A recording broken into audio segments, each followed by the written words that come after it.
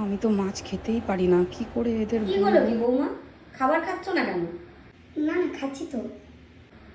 কোথায় খাচ্ছ? ওই তো শুধু হাত নাড়ছো দেখতে পাচ্ছি। খাবার কি ভালো লাগছে না আমাদের বাড়ি? মানে মা, আমি না মাছ খেতে পারি না। বাড়িতে আমি বেশিরভাগ দিন মানে চিকেন দিয়েই খাই। ও দেখো বাবু, আমি তোমার একটা পরিষ্কার কথা বলি, আমাদের বাড়িতে কিন্তু 6 দিনই মাছ হয়, ওই রবিবার করে একদিনই মাংস হয়।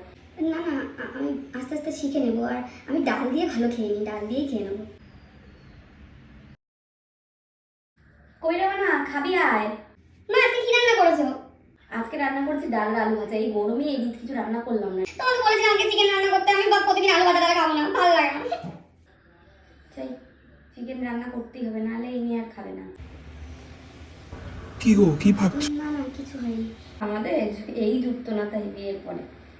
মা চুপ করো, বৌদি শুনে ফেলবে তুই কিন্তু। চুপ কর তো, শুনলে শুনবে, ভয় পাই নাকি?